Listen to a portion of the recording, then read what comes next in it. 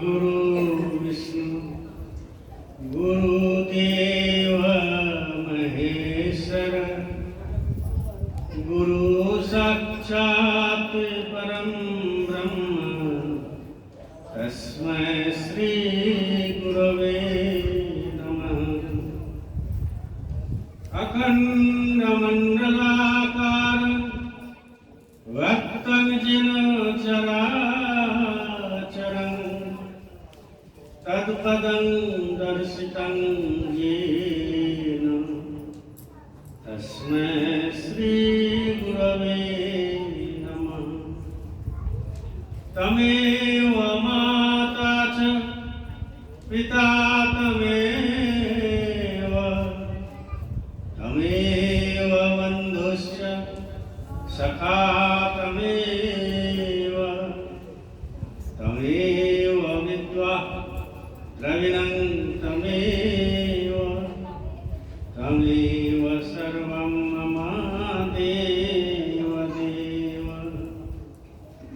जय गुरुदेव जय गुरुदेव जय गुरुदेव जय गुरुदेव जय गुरुदेव जय गुरुदेव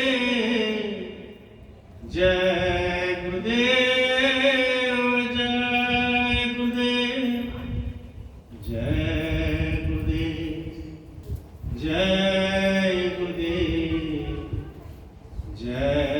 गुरुदेव जय गुरुदेव।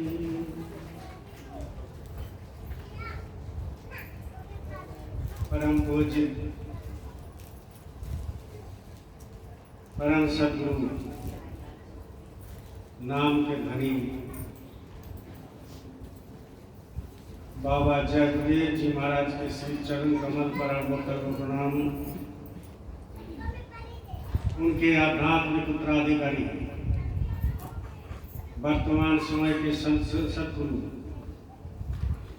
आला फकीर कामिल मुर्शिद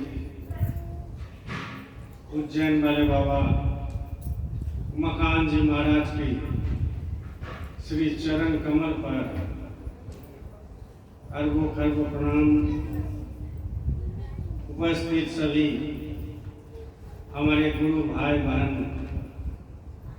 बड़े बुजुर्ग नर नारी बच्चे बच्चियां सबको सादर जय गुरुदेव जय।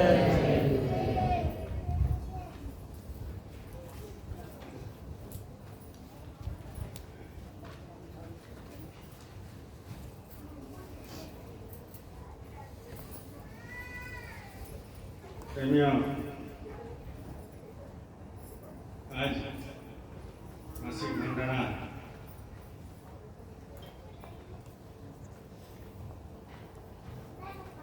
और फिर मेरा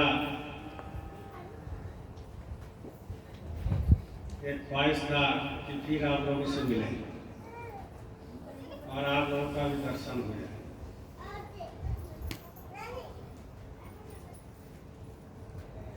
तो मालिक की बहुत बड़ा दया हो गई कि फिर रांची में नगरी में आने का मौका मिला और आप लोगों का दर्शन भी होंगे।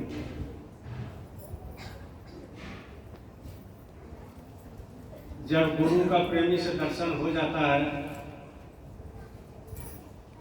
सत्संगी भाई बहन से दर्शन हो जाता है तो बहुत भाव बढ़ने लगता है। अगर कोई नाम दान लेकर के घर में बैठ जाए और गुरु भाई बहन से मेल मिलाप नहीं करे, दर्शन स्पर्शन ना करे, तो भाव ज्यादा दिन बना हुआ नहीं रहता है।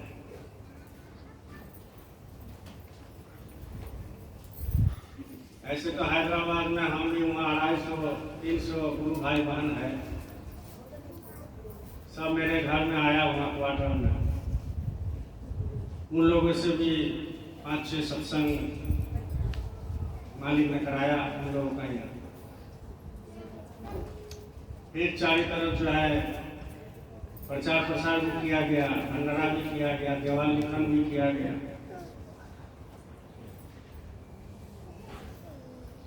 तो आप लोग ना सोचे कि नगरी से चला गया तो भैया चुपचाप वहाँ भजन करता है। भजन तो तभी बनेगा जब आप संगत की सेवा करोगे, उसके पहले भजन नहीं बनेगा। संगत का सेवा बहुत तरह का होता है। सत्संग सुनना भी सेवा है, सत्संग देना भी सेवा है, भंडारा में भी सेवा करना सेवा होता है, प्रचार करना भी सेवा होता है, किसी को फोन पर बता देना भी सेवा होता है कि फलाना जगह में सत्संग है। कोई कुछ ला दिया वो भी सेवा है, किसी को शाकाहारी का अपना संदेश दे दिया वो भी सेवा है। सेवा बहुत किस्म का होता है और मालिक बहुत किस्म का सेवा इसलिए करके रखा है कि सबसे सब सेवा नहीं होता है।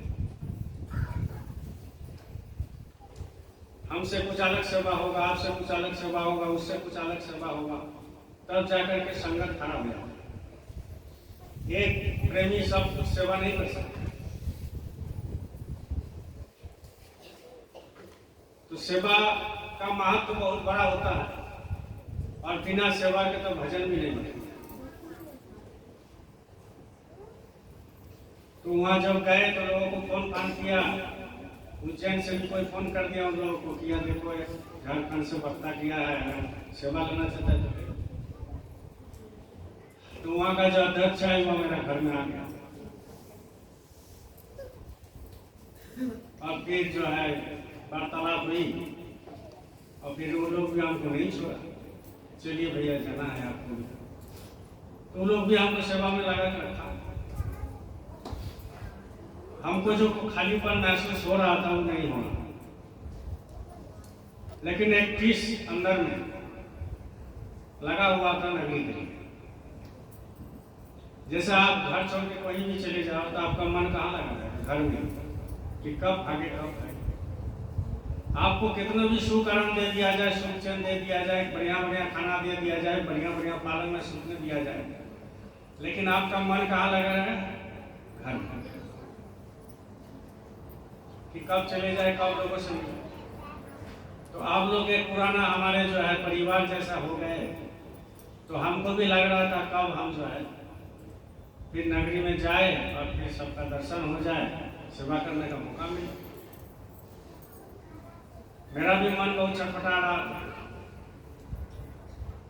मालिक से हम भी प्रार्थना की, ऐसी बात नहीं तो मालिक ऐसा उपाय कर दीजिए ताकि फिर हमको जाने का मौका मिले, बाकी आपका मौत। तो आज 2 महीना 1.5 महीना से प्रयास कर रहे थे किसी तरह जाए, कैसे जाए, कहाँ रहें, क्या खाए, किसके यहाँ खाए। लेकिन हम तो सोच रहे थे कि एक एस्बेस्टर का भी घर मिल जाए, छोटा सा कोठरी मिल जाए, तो चलो वहीं जाकर रह जाएंगे, नगरी में सेवा करेंगे, झारखंड में सेवा करेंगे। लेकिन मेरे लिए तो मालिक एक महल बना के रखा था, हमको पता नहीं था। एक महल बना के रखा है, तो हमको वो चीज मालूम नहीं था कि मेरे लिए मालिक दूसरा चीज सोच रहा है। हम लोग बहुत छोटा चीज समझते हैं, छोटा चीज लेने में खुश हो जाते हैं, लेकिन मालिक क्या करते हैं कि नहीं, तुमको बड़ा चीज देना है तो थोड़ा सा बड़ा सा झेलना पड़ेगा। कोई बड़ा चीज लेना है तो बड़ा रिस्क उठाना पड़ेगा, बड़ा चीज झेलना पड़ेगा। तो वही मालिक का दया हो गया तो अभी एक महल मेरा गया, महल मिल गया।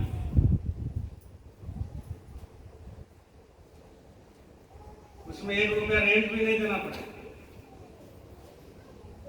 लोग सोचते रह गए कि भैया कहाँ रहेगा, भाया कहाँ खाएगा, किसके पास रहेगा, हमारे पास आ जाएगा तो बार्डन हो जाएगा, हम कहाँ से खाना देंगे, हम कहाँ से रखेंगे। लेकिन मालिक तो दूसरा चीज सोच कर, यहाँ बैठे हैं बहुत लोगों को बोले हुए हैं कि तेरा देख लो भाई हमारे लिए, देख नहीं पाया लोग, कोशिश भी नहीं किया, कोशिश नहीं। तो मालिक एक बना के रख दिया था हमारे लिए। तो अचानक मालिक एक संजोग बैठा है, संजोग होता है हर काम। तो बोले भैया आप यहाँ पर रहिए। मकान मालिक रहता भी नहीं, बाहर में रहता, चाबियों भी दे दिया, वाला पे ही रहिए जितना भी इच्छा। और इतना बड़ा घर है, इतना बड़ा जगह है कि जितना लोग बैठे हुए रह सकते हैं। अब हम हुए अकेले और हम गुरु महाराज के साथ। तो कहने का मतलब है कि मालिक सोच के कुछ रखते हैं और हम लोग थोड़ा जल्दीबाजी में कर लेते हैं ना, तो थोड़ा सा घाटा में पड़ जाते हैं।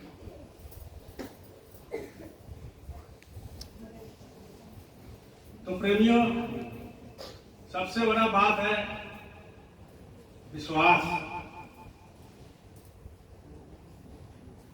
विश्वास में जरा सा कम हो जाएगा तो आपका वो काम नहीं होता है।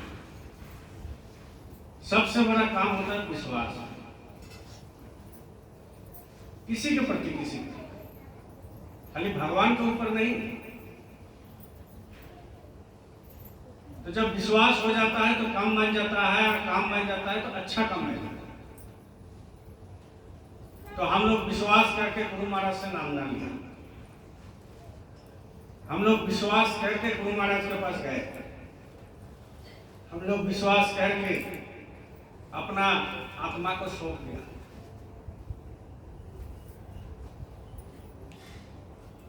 कोई लड़की का शादी देते हैं तो वो दामाद के लिए भली भांति खोजने लगते हैं कि दामाद अच्छा काम करते हैं कि नहीं, पीने वाला तो नहीं है, कोई खराब है तो नहीं है। तो बहुत सोच समझ करके हम एक कन्या को देते हैं, मतलब लड़की को शादी देते हैं। और लड़का का भी शादी देते हैं तो बहू कैसा है नहीं है, चारों तरफ से खोजते हैं, खानदान खोजते हैं, तब लेके आते हैं।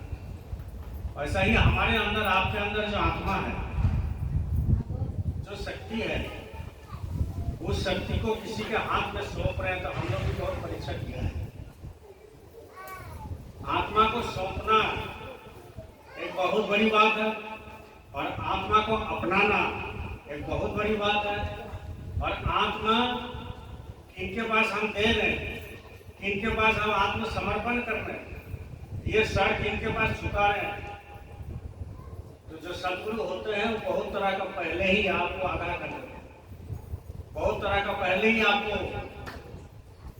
मतलब दया कर देते हैं, जलवा दिखाते रहते हैं, सपना में हो चाहे ऐसे हो। तब जाकर के विश्वास होता है कि नहीं, ये मेरा गुरु सच्चा है। इनके पास अगर हम जाएंगे तो हमको किसी तरह का तकलीफ नहीं होगा। इनके पास अगर हम आत्मा को समर्पित करते हैं तो हमारा आत्मा गड्ढा में नहीं जाएगा। इनके पास अगर समर्पित होते हैं तो हमारा संसार में अच्छा तरीका नहीं होगा। हम जो है अच्छे इंसान बनेंगे, चाहे हम अच्छा जगह में रहेंगे। तो ये विश्वास हम लोगों में जगा। तो विश्वास जगता कहां से है? सत्संग से है। जब तक सत्संग नहीं मिलेगा विश्वास गुरु के प्रति नहीं जगता।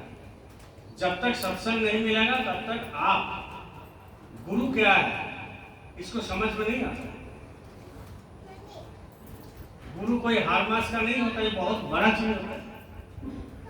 जो अंदर में मिलते हैं वही गुरु है। और आपने जो देखा है गुरु वो हर मास का है, लेकिन उनके अंदर जो शक्ति है वो शक्ति जब आप अंदर घुसेंगे, अंदर धसेंगे, अंदर जाएंगे, अंदर अंतर साधना करेंगे, अंतर्धनी सुनेंगे, तब वो गुरु को पता चलेगा वो हमारे कितना बड़ा गुरु है। उसके पहले नहीं होता। बाहर से गुरु को पता नहीं चलता। महाराज जी आते हैं, हम लोग से हंसी मजाक करते हैं, बात करते हैं, घूमते हैं, खाते हैं, कपड़ा पहनते हैं। जो चीज गुरु महाराज भी किए थे, जो चीज उनका भी गुरु किए हैं, जो चीज उनका भी गुरु की, तो हम लोग क्या सोचते हैं कि एक हार मास का है। लेकिन जो सच्चा गुरु जो होते हैं वो शरीर को किसी तरह ढोते हैं। सच्चा गुरु जो होते हैं वो शरीर को किसी तरह ढोते हैं, या जो अंतर साधना करते हैं, अंतर्ध्वनि सुनते हैं, वो इस शरीर को किसी तरह ढोते हैं कि भाई ये शरीर गिर जाएगा तो लोक कल्याण नहीं होगा, ये शरीर गिर जाएगा तो नामदान नहीं दे सकता है। ये शरीर गिर जाएगा तो किसी का दुख दर्द में शामिल नहीं हो सकता। ये शरीर अगर गिर जाए तो मंदिर नहीं बन सकता। ये शरीर अगर गिर जाए तो किसी से बात नहीं हो सकता। और ये शरीर अगर गिर जाए तो उसका आध्यात्मिक जगत में, सांसारिक जगत में,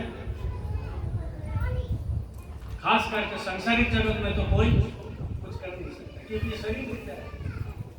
लेकिन जो अंतर साधना करते हैं, अंतर्ध्वनि सुनते हैं, अंतर्ध्वनि मतलब अंदर में जो नाम ध्वनि सब वो ध्वनि जब सुनते रहते हैं 24 घंटा, तब गुरु के लिए पता चलता है मेरा गुरु कितना है, मेरा गुरु कितना महान है, मेरा किस्मत कितना अच्छा है कि हम गुरु के पास पहुंच गए। मेरा किस्मत अच्छा है कि हम गुरु से नामदान ले लिए, गुरु हमको अपना लिया। मेरा किस्मत इतना अच्छा है कि ये संसार में इतनी लोग हैं, उसमें से हमको एक चुन करके गोदी में बैठा है। बोले जय गुरु। इतनी लोग हैं दुनिया में, इतनी लोग हैं देश में, इतनी लोग हैं झारखंड में, और इतनी लोग हैं रांची में, और इतनी लोग हैं नगरी में, उसमें से आपको चुन करके यहाँ बैठा। तो आप अपना मर्जी से नहीं आ सकते हो, और अपने नहीं होगा ये जब तक आपके ऊपर गुरु की कृपा नहीं होगा। आप यहाँ बैठ नहीं सकते हैं, न गुरु का रजिस्टर में नाम दर्ज हो सकता है, न गुरु के पास पहुंच सकते हैं। कितना आपको और हमको वो अपना लिया, और जब तक अपना नहीं लेगा तब तक आप कुछ नहीं कर सकते। इसीलिए विश्वास पैदा होता है तो सत्संग होता है, और जब सत्संग में विश्वास पैदा कैसे होगा? एक दिन से नहीं होता। सत्संग सुनते सुनते सुनते सुनते जितना बार सुनोगे, जब अंतर्ध्वनि सुनोगे, जब गुरु की सुमिरन ध्यान भजन ठीक ठीक करोगे, तो हर हफ्ता नया नया लगेगा, इसी वाणी में रस मिलने लगेगा। लेकिन अगर सुमिरन ध्यान भजन नहीं किया तो ये वाणी में रस नहीं मिलेगा, क्योंकि संत मत है निरस। संत मत है सामने में दिखाई देगा निरस, क्योंकि इसमें बाजा गाजा है नहीं, घंटी नहीं डुलाना है, फूल वाला बेलपत्ता का जरूरत नहीं है, अगरबत्ती की जरूरत नहीं है, काला नीला पीला ड्रेस पहनने की जरूरत नहीं है, कंठी माला पहनने की जरूरत नहीं है, टिकली लगाने की जरूरत नहीं है, तिलक चंदन लगाने की जरूरत नहीं है, तीर्थ बरस जाने की जरूरत नहीं है, पूजा पाठ करने की जरूरत नहीं है, कोई पर आना जाना धर्म के लिए ये कोई जरूरी नहीं पड़ता, क्योंकि सारे चीज इसी में। दुनिया में जितना चीज है ये खजाना है, खजाना है, यहाँ भरा हुआ है। बोलिए जय गुरु। जय। खजाना है जो यहाँ भरा हुआ है आपका मेरे अंदर, और उस खजाना को हम देख नहीं पाते, उस खजाना को हम अनुभव नहीं कर पाते, उस खजाना को हम अनुभव के जरिए ही पाएंगे, उस खजाना को हम गुरु के जरिए ही पाएंगे, और उस खजाना को हमको गुरु की कृपा से ही मिलेगा, और वो खजाना हमारे दोनों आंखों के बीच में। लेकिन मिलेगा कैसे? ये संसार है, बहुत कुछ है, लेकिन मिलेगा कैसे खजाना? अंदर में जो खजाना है उसको कैसे मिलेगा? वो मिलेगा गुरु की सान्निध्य में। सदगुरु के पास जाना पड़ेगा, तब आपको पता चलेगा कि ये खजाना हमारे दोनों आंखों के बीच में है, यहाँ पर मिलता है।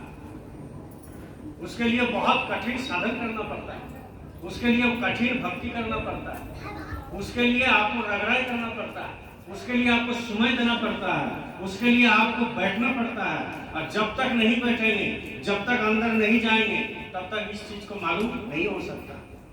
गुरु तो चाहते हैं कि आपके ऊपर कृपा करें, गुरु तो चाहते हैं कि आपके अंदर में बैठे हैं, बुला रहे हैं 24 घंटा, लेकिन हम जाने के लिए तैयार नहीं है। तो गुरु क्या करेंगे? गुरु भी छोड़ देंगे। बोलिए जय गुरु। जय गुरु। गुरु भी छोड़ देंगे। कोई शाकाहारी नहीं है तो आपको कैसा लगता है ट्रेन बस में जब बगल में बैठ कर अंडा खाता है? लगता है कि क्यों नहीं छोड़ता, क्यों खाता है, क्या इसमें रस है? उसको थोड़ा सा हम समझा देते तो बढ़िया रहता, लेकिन फिर भी आपका मन में आता है कि समझाने से थोड़ी समझेगा। तो आपके अंदर एक व्याकुलता है कि ये कैसे बदल जाए।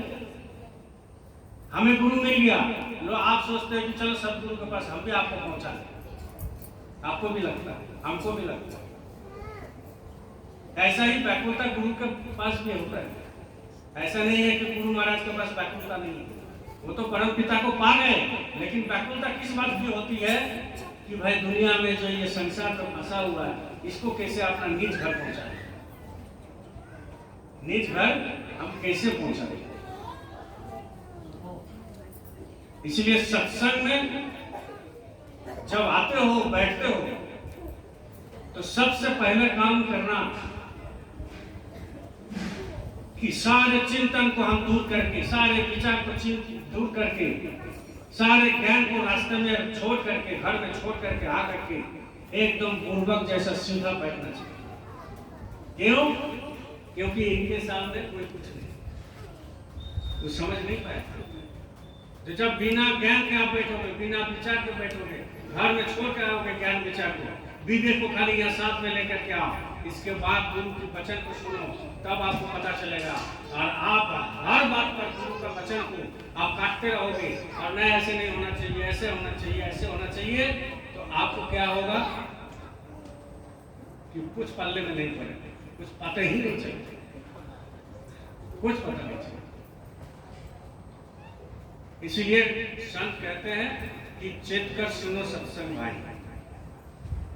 सत्संग में बैठ करके बड़ी सजाग होकर सुनना है कि क्या वचन बोल रहे हैं।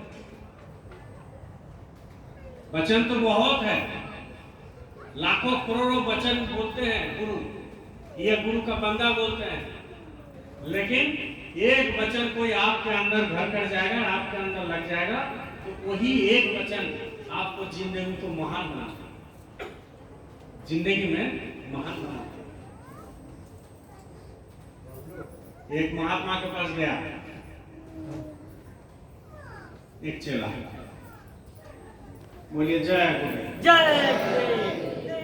एक महात्मा के पास एक चेला गए, उनकी शिष्य था। तो जब गुरु सत्संग करके उठने लगा तो वो चेला भी उठ गए, बोला कि गुरु जी कुछ बात करना। तो बोले बोलो, बोले नहीं यहाँ नहीं बोलेंगे, अंदर में जाके बोले नहीं तुम सामने बोलो, हकीकत बात सामने बोला जाता है, सच्चा बात सामने बोला जाता है, छुप के थोड़ी बोला जाता है। बोले गुरुजी हम सत्संग में तो आते हैं, लेकिन सत्संग में रस नहीं मिलता है। गुरुजी सत्संग में तो आते हैं, लेकिन सत्संग में रस नहीं मिलता है, अच्छा नहीं लगता, आनंद नहीं लगता, सुनते हैं सुनते हैं। ऐसे लोग यहाँ भी बहुत हैं। तो गुरुजी बोला अच्छा नहीं लगता है रस? बोले नहीं। बोले मेरा काम करोगे? बोले बताइए मुझे। बोले बाजार में जाओ, थोड़ा भांग खरीद के लेकर आओ। बाजार में जाओ और भांग खरीद के लेकर आओ। कि मन में सोचा कि गुरुजी आज से भांग पिलाएगा और नशा कराएगा, तो सत्संग भी अच्छा लगेगा। तो बोले गुरुजी आप क्या बोल रहे हैं ये सब, भांग तो आप मना करते हैं, कोई नशा नहीं करता। तो बोला कि देखिए यहीं पर होता है कि चेला जब गुरु की बात को काट देता है, पता नहीं चलता है ना। अब वो क्या किए, बोले गुरुजी सही बता रहे कि मजाक कर। बोले नहीं नहीं बच्चा जाओ जाओ देखो। बोले ठीक है, बाजार चले गए, भांग खरीदा और भांग खरीद करके जो है अपना आ गया आश्रम। बोले हुजूर लेकर आ गए? आ गया? बोला हाँ। बोले इसको बढ़िया से बनाओ, कूटो इसको बढ़िया से। बोला अच्छा। तो गुरु का आदेश का पालन किया। इसके बाद भांग को अपना बड़ा बड़ा 2 गिलास में लेकर आया। सोचे कि गुरु भी 1 गिलास पिएंगे, हम भी 1 गिलास पिएंगे, ऐसा सोचा। तो बोले गुरुजी आपके लिए 1 गिलास है, मेरे लिए 1 गिलास है। बोले तो तुम पियो पहले। लेकिन मेरा एक शर्त है, भांग को पेट के अंदर नहीं जाना चाहिए, कुला करके फेंकते जाओ। तो बोले गुरुजी इसमें क्या होता है? बोले फेंको तो सही।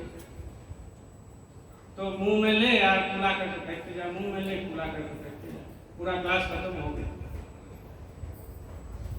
बोले गुरुजी आप पी लीजिए।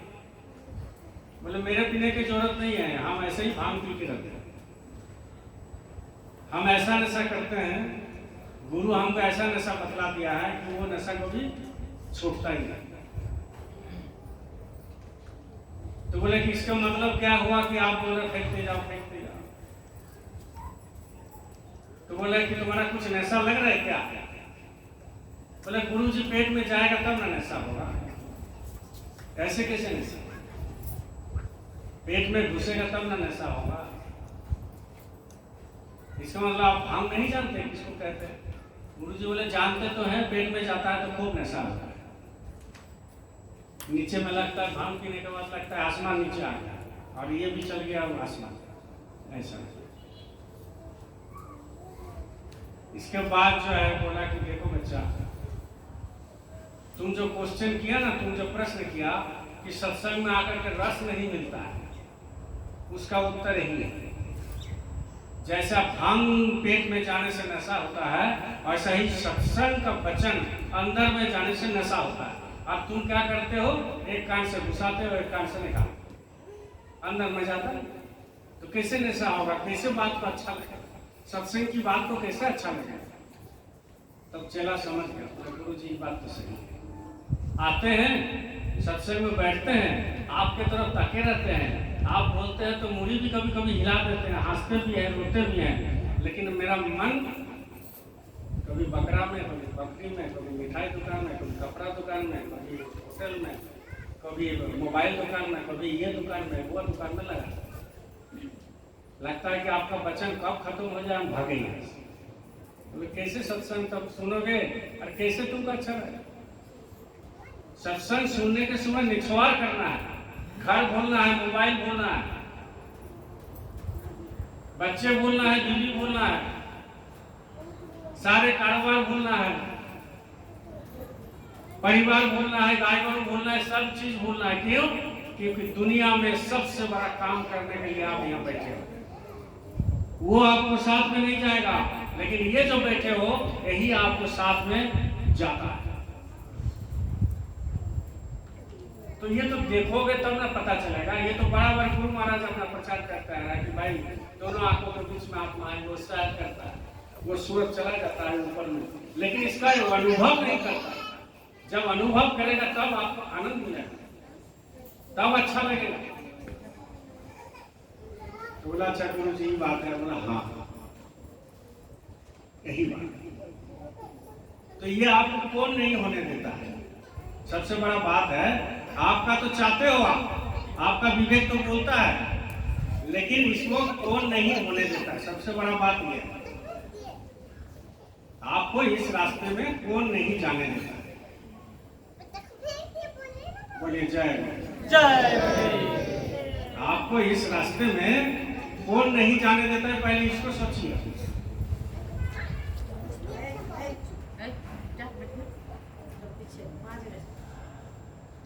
जब आप सोचोगे कि हमको कौन नहीं जाने देता, उसको खोजो आप, कौन है।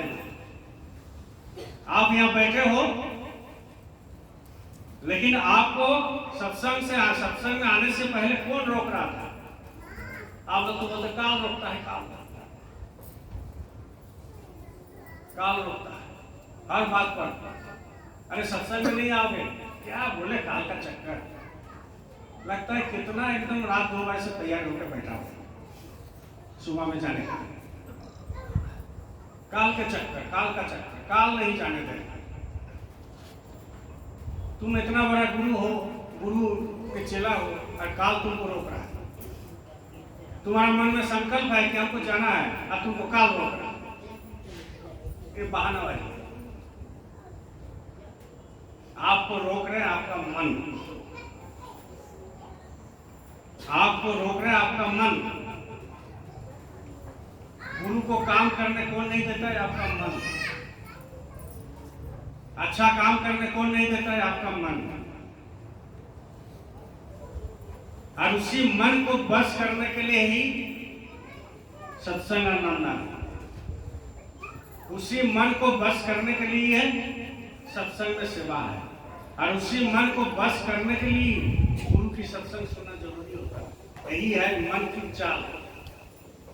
जब मन की चाल को आप समझ जाओगे तो दुनिया में बड़ा से बड़ा काम है जो महात्मा कर सकते हो वो आप कर सकते हो, जो विवेकानंद किया है वो आप हम कर सकते हैं, जो हमारे गुरु महाराज ने किया है वो आप भी कर सकते हो, और लोग जो करते हैं महात्मा फकीर ऋषि मुनि जो भी जगत वो आप भी कर सकते हो।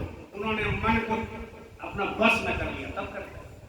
और आप और हम मन की बस को रख नहीं पाते, इसीलिए हमसे ये काम नहीं हो सकता। इसलिए ये काम हमसे नहीं हो सकता। और यही मन की फेरा में लोग पढ़ते हैं, हम लोग भी पढ़ते हैं। और यही मन जब किसी साधक को बस में हो जाता है तो वही मन वो कलकत्ता का रसगुल्ला भी आपको सामने ला कर रखता है।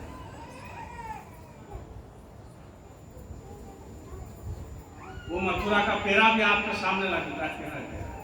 वो ऐसा आपको मिल जाएगा रिद्धि सिद्धि कि सारे जगत आपके मुट्ठी में होता है। सारे जगत सारे संसार महात्मा का मुट्ठी में होता है, कुछ भी कर सकते हो।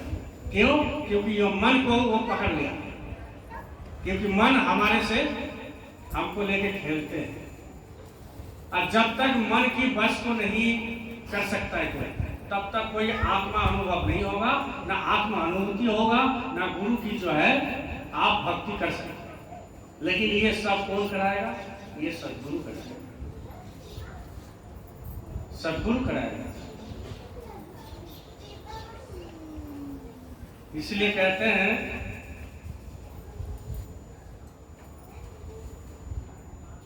इस मन को बस में करने के लिए गुरु जो जड़ी बूटी दिया है नाम, उसी नाम धुन को सुनना है।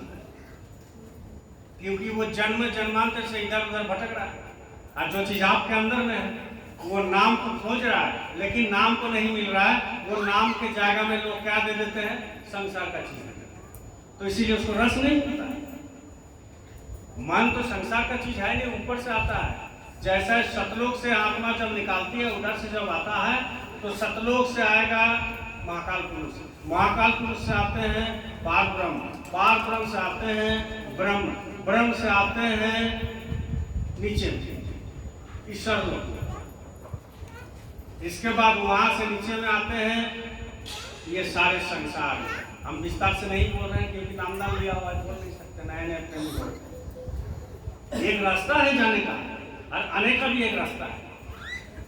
जैसे उधर से निर्मल होकर के आए, इधर से भी निर्मल होकर ही जाना पड़ेगा, तब जाकर के सतलोक पहुंच सकता है। ऐसे नहीं पहुंच सकता। और यहाँ जाकर के उधर से रास्ता यहाँ टिक जाता है। और जब यहाँ टिक जाता है, गुरु क्या करते हैं कि भाई सीधा ये 6 चक्र है, ये 6 चक्र से उठा करके यहाँ पर रखता है, और यहाँ से फिर वो अगला कदम बढ़ाते हैं। यहाँ से जो है गुरु क्या करते हैं, आत्मा को जगा करके वो इधर देते हैं, इधर ऊपर तरफ चढ़ाते हैं। तो ऊपर तरफ चढ़ाने के लिए वो एक सीढ़ी की जरूरत पड़ता है, उसको बोलते हैं नाम की सीढ़ी। जब वो नाम के साथ जुड़ जाएगा तो फट से खींचेगा, खींचने में समय लगता है, फट से खींच लेता है। और जब फट से खींच लेगा तो वो नाम धुन सुनाई देगा, तो मन बस में आ जाएगा। बोलो जय गुरुदेव। वो मन जब नाम को सुनेगा तो वो बस में आ जाएगा। और जब बस में आ जाएगा तो मन क्या करेगा? इधर संसार का सब चीज फिका लगने लगेगा। ये परिवार बेकार है, मेरे साथ नहीं जाएगा। ये क्षणिक का रस है, क्षणिक फल का रस है। ये मकान मेरे साथ नहीं जाएगा, ये पुत्र परिवार मेरे साथ नहीं जाएगा, ये रिश्तेदार मेरे साथ नहीं जाएगा, वो नहीं जाएगा, ये नहीं जाएगा, सारे सामान यहाँ से नहीं जाएगा। हम तो अकेले आए हैं और अकेले जाएंगे। ऐसा मन में आ जाता है, ऐसा भाव आ जाता है। ऐसा जब भाव आ जाता है तो भजन में और मन लगता है कि नहीं, मेरा तो एक ही रास्ता है, जो सूरत इससे जुड़ जाए, इससे जुड़ जाए। बोलो जय जय। जब इससे जुड़ जाएगा सूरत तो वो छोड़ता नहीं है कभी। जिंदगी में कभी नहीं छोड़ता, वो लगा रहता है और वही सूरत को वो बोलते रहता है, उससे बात करते रहता है।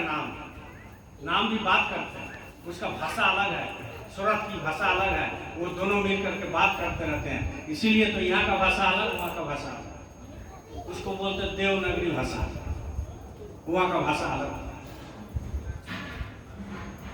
इसलिए मन को रोकना बहुत जरूरी है। और ये कच्चा खेल नहीं है, आपको भजन में समय देना पड़ेगा, सत्संग में समय देना पड़ेगा, संगत की सेवा करना पड़ेगा, संगत में सेवा देने पड़ेगा, गुरु का दर्शन करना पड़ेगा, गुरु जैसा बोलेगा उसको मानना पड़ेगा, तब जाकर के वो भजन आपको जुड़ेगा, नाम के साथ सूरत को जुड़ेगा। इसीलिए कहते हैं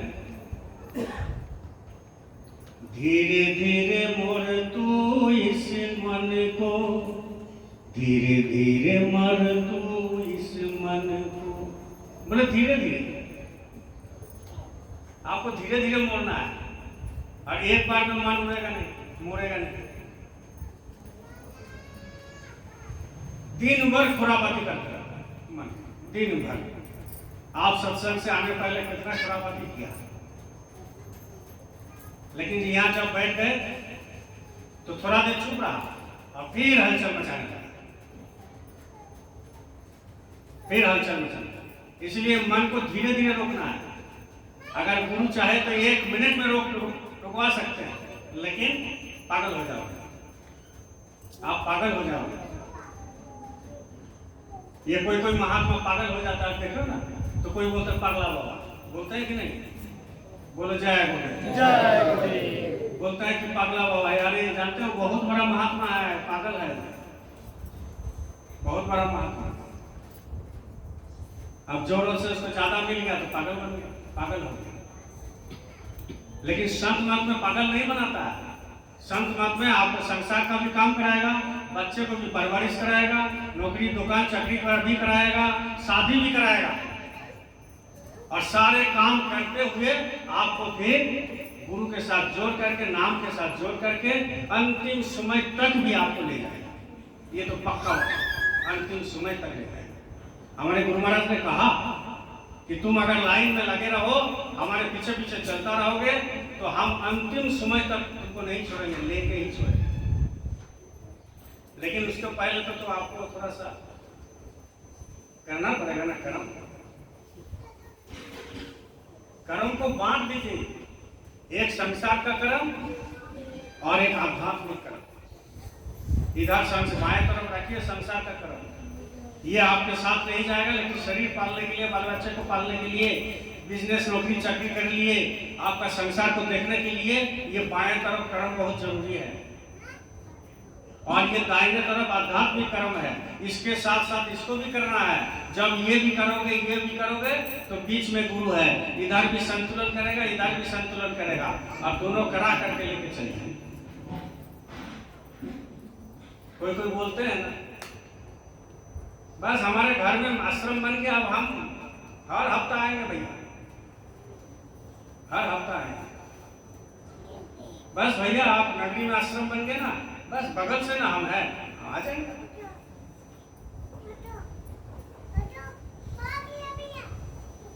ऐसा क्यों होता है? इसलिए वो मन को अभी तक पक्का नहीं कर पाया। वो दाहिने तरफ जो आध्यात्मिक का कर्म है उसको वो कर नहीं पा रहे। सांसारिक कर्म तो वो कर रहे हैं, लेकिन आध्यात्मिक कर्म नहीं कर रहे हैं। आध्यात्मिक कर्म बहुत कठिन है और सांसारिक कर्म सहज है, लेकिन जब संसार आध्यात्मिक कर्म सहज कर लोगे तो ये भी सहज है। क्योंकि आध्यात्मिक कर्म जब कोई सहज कर लेता है, आध्यात्मिक कर्म जब कोई गुरु के इशारे में कर लेता है, तो गुरु यह बाएं तरफ जो सामाजिक कर्म है, सांसारिक कर्म है, इसको भी हल्का कर देते हैं धीरे धीरे, और इसको भी चलाते हैं, इसको भी चलाते हैं। ये बीच में है और एक साथ जोड़ करके ये आपसे कर्म करा करके, आध्यात्मिक कर्म करा करके, नाम का आपका साधन करा करके ये फिर खींच लेता है। और जब खींच लेता है तो गुरु के असली रूप, मनमोहक रूप वो दिखाई देता है, वो प्रेम, वो जलवा दिखाई देता है। इसलिए कहते हैं धीरे धीरे मोर तू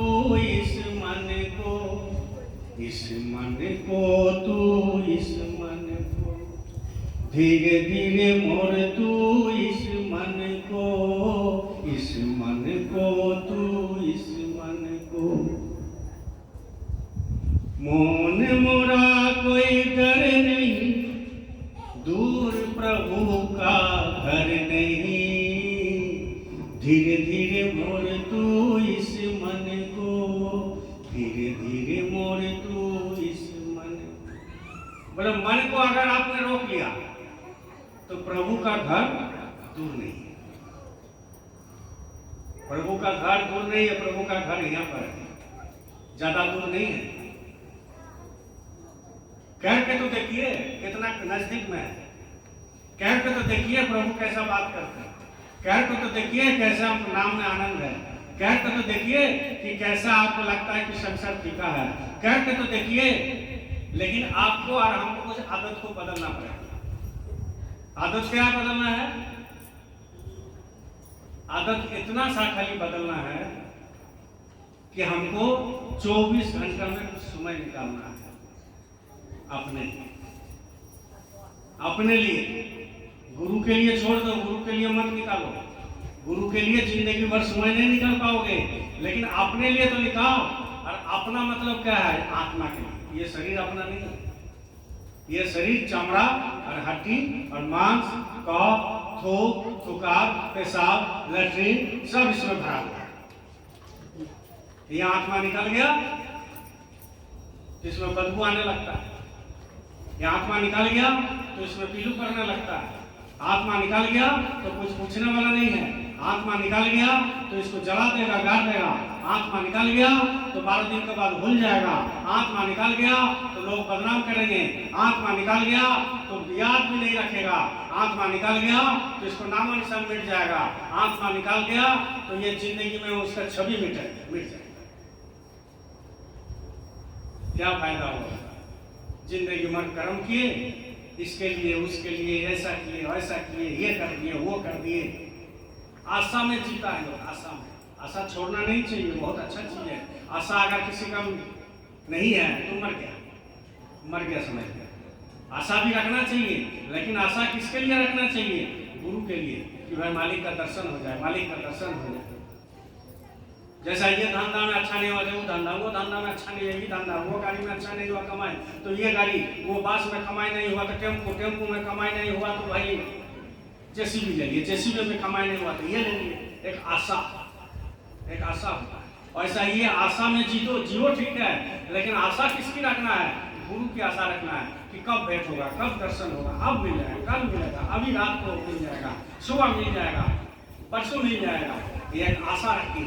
जब आशा रखोगे तो आशा में धीरे धीरे भरोसा हो जाएगा। आशा में ही भरोसा होता है। आशा में निराशा नहीं होता है, आशा में भरोसा होता है। लेकिन आशा होना चाहिए पॉजिटिव, नेगेटिव नहीं होना चाहिए।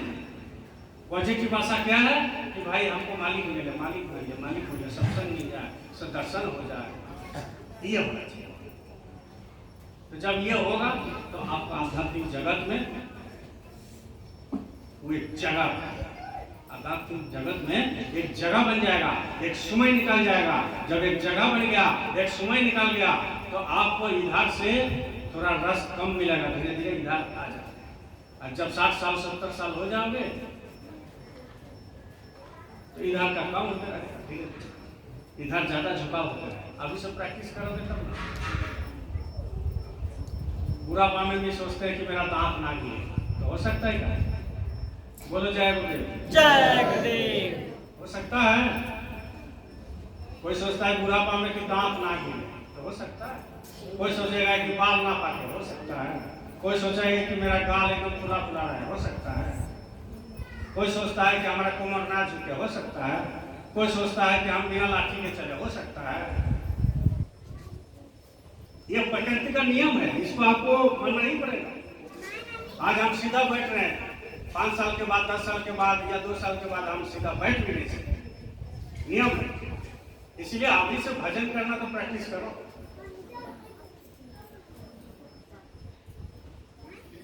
एक प्रेमी था, सत्संगी, बाबा जय गुरुदेव जी महाराज। अब जब इसको बार बार बुलाया जाता था कि भजन करो भजन करो भजन करो, सब कोई बोलता था, गुरुजी भी बोलते थे भजन कीजिए भजन कीजिए। लेकिन हाँ करते हैं भैया करते हैं। कितना देर करते? बोले 1 घंटा। झूठ बोलता है। अब ये दोनों हाथ उसको उठता ही नहीं है। अब ये दोनों हाथ उठता ही नहीं है। तो वो महाराज जी बोले हैं ना, रूई में तेल लगा करके कान में डालना, अब वही करता है। तो इसमें मजा जितना है ना उतना उतना कम है। वो जब पक जाएगा तब इसमें ज्यादा मजा है। कोई लोग जो है कान में कपड़ा देते हैं, कपड़ा के ऊपर आंगुली रखते हैं। ऐसा भी नहीं करना चाहिए। क्यों? क्योंकि जैसा बोले हैं वैसा करो। महात्मा जैसे बोलते हैं वैसा करना चाहिए। इसलिए कहते हैं धीरे धीरे मोड़ तू इस मन को तू इस मन को, मौन मरा कोई डर नहीं, कोई दूर प्रभु का घर नहीं। धीरे धीरे मोड़ तू इस मन को, धीरे धीरे मोड़ तू इस मन को। मन लोभी मन कपटी मन है चोर, कहती आए ये पल पल में यो। मन लोभी है, मन कपटी है, मन चोर है। बहुत गुण है इसका, लेकिन मन जैसा प्रीत नहीं और मन जैसा शत्रु नहीं। मन जैसा मित्र नहीं और मन जैसा शत्रु नहीं। ये दोनों आपके अंदर में, हमारे अंदर में। यह मित्र भी है और शत्रु भी है। जब मन को आ जाएगा ठीक से, बोलो जय गुरुदेव, जय। जोर से बोलो जय गुरुदेव। तो जब ये मन आपका कपटी भी है, चोर भी है, लेकिन ये मन आपका मित्र भी है, मित्र भी है। तो जब वो प्रीत हो जाएगा मन से, मन मित हो जाएगा, मित मतलब आपका बंधु हो जाएगा, तो वो आपको सब बात को सुनेगा। उसको बोलोगे कि आप बादल ला दो तो ला देगा, रिद्धि सिद्धि हो जाता है। वो मन को कुछ भी बोलोगे वो मान लेगा। लेकिन मन को वश में करने के लिए नाम चाहिए, और वो नाम कहाँ मिलेगा? शब्द वेदी गुरु के पास मिलता है। वो गुरु के पास रहेगा ना, और किसी के पास नहीं है। इसीलिए बोलते हैं मन लोभी मन कपटी मन है चोर, आ कहते आए ये पल पल की ओर।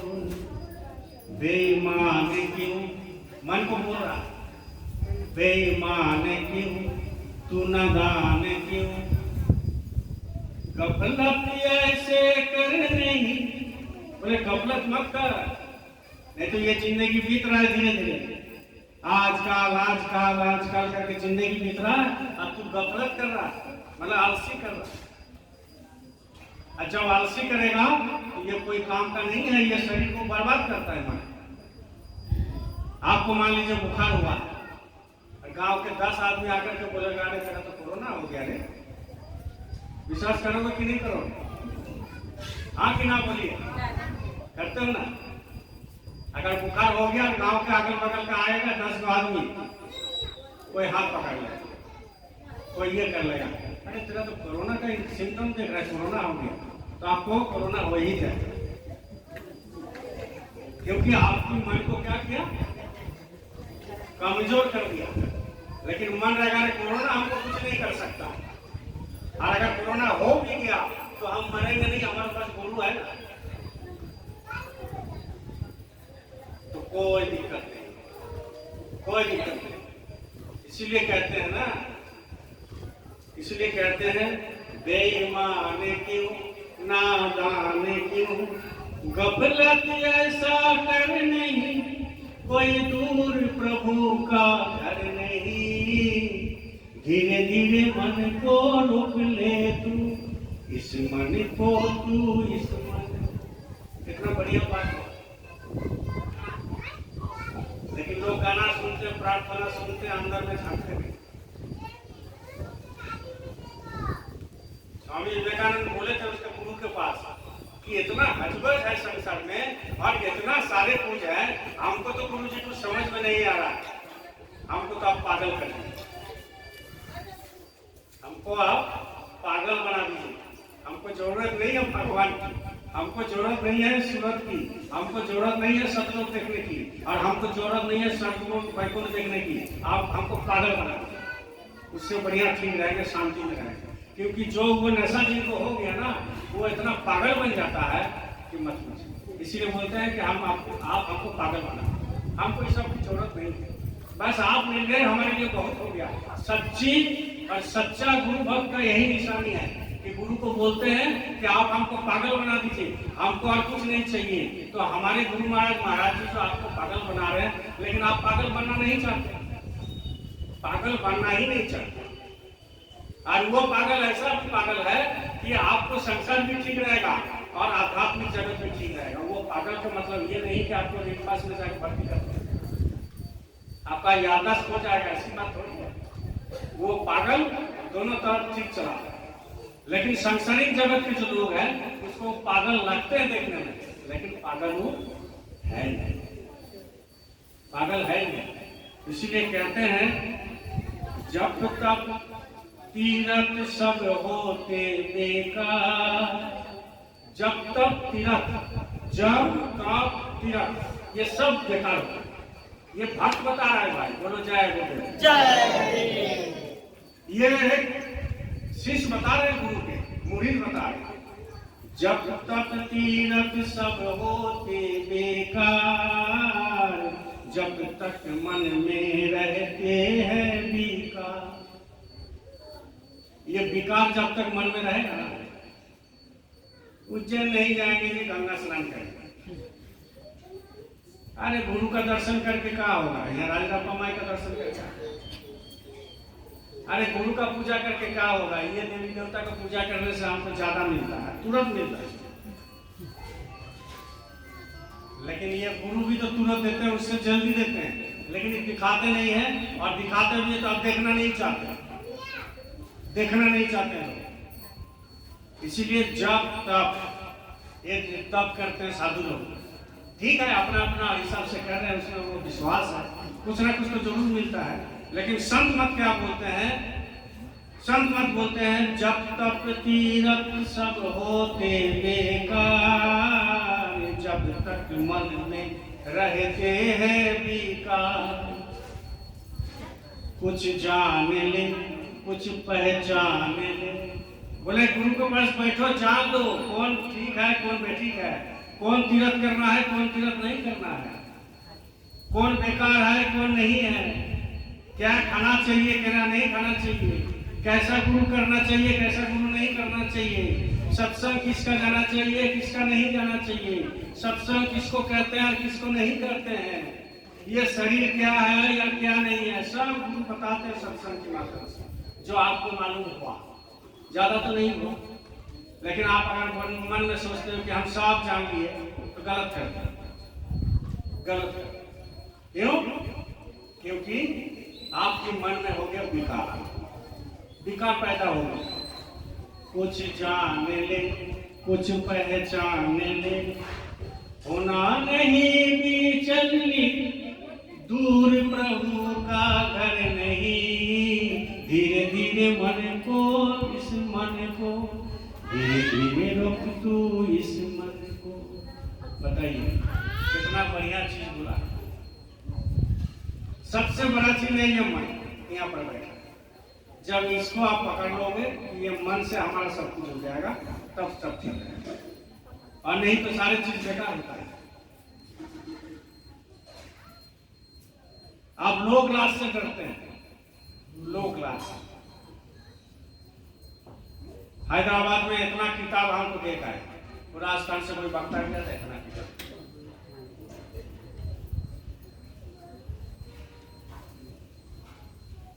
महाराज आप लोगों को शायद मिला है, तो नहीं मिला तो अगला इतवार को ला दें। मिला है, अब मिला क्यों है ये हम बाद में बता दें, माइक पर नहीं। कहने का मतलब यह है कि ये जो आपको लोकलाज है, इसको थोड़ा छोड़ना पड़ेगा। लज्जा, घृणा, भय, इससे संगत की सेवा नहीं हो सकती। लज्जा करोगे तो नहीं होगा, घृणा करोगे तो नहीं होगा, भय करोगे तो नहीं होगा। लज्जा, घृणा, भय, ये तीनों चीज आपको इसमें से हटा देना है भाई। हमको इतना किताब मिला, हम उधार से लेकर आए तो कुछ अपना ही बॉगी में था, ट्रेन में बांट लोग कुछ सवाल पूछ किया मांस मछली के बारे में, क्योंकि हमारा ही बगल में बिरयानी खा रहा था मुर्गा के साथ, हमारा ही बगल में अंडा के साथ खा रहा था। आप मान लीजिए आग में घी डालोगे तो क्या होगा? जोर से बोलो, जलेगा ना। तो हम उसमें सब खा लिया, हाथ पोछ कर लिया, चुपचाप बैठ गया और हम अपना घी डाल दिया। घी मतलब वो मालिक का किताब को दे दिया। पहले तो कुछ नहीं बोला, बोला ठीक है, पैसा दे दो। नहीं पैसा नहीं, आप पढ़िए उसको।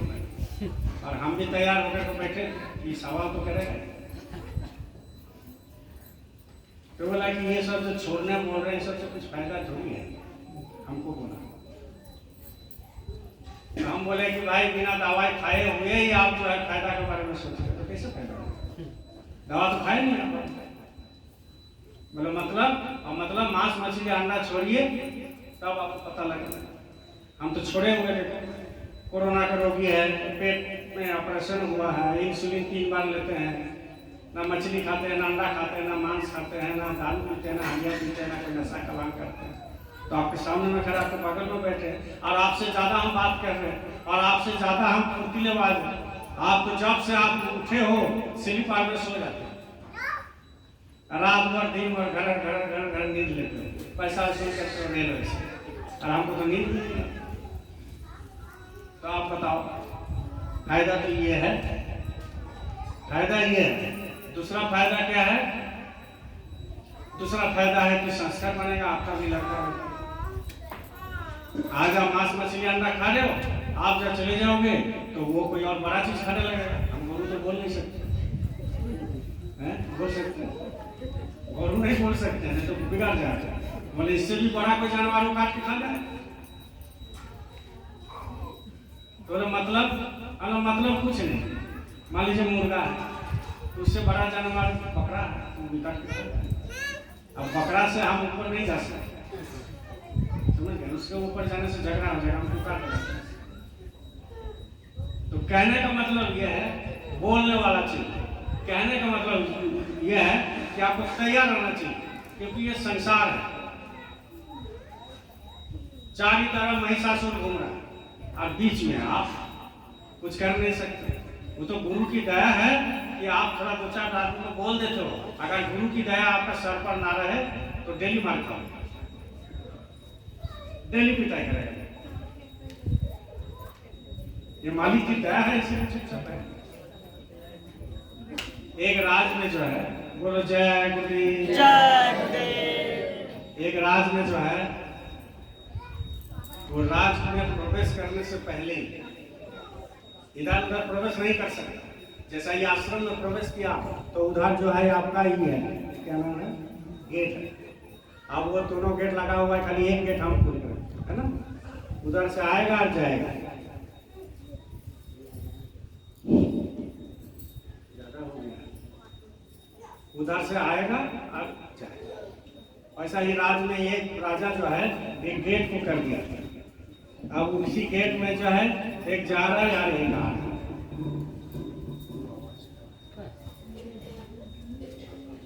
एक जाएगा और एक उधर से वो आ जाएगा, पार हो जाएगा, तब एक इधर से जाएगा।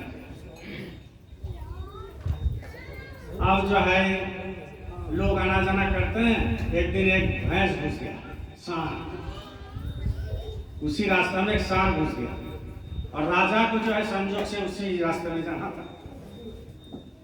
अब सांड आधा आ गया, राजा भी इधर आ गया, अंदर घुस गया। अब जब अंदर घुस गया, उधर से अपना उसको भगा रहा है, तो भाग नहीं। तो मंत्री बोला सांड को, कि राजा है, तुमको समझ में नहीं आ रहा है?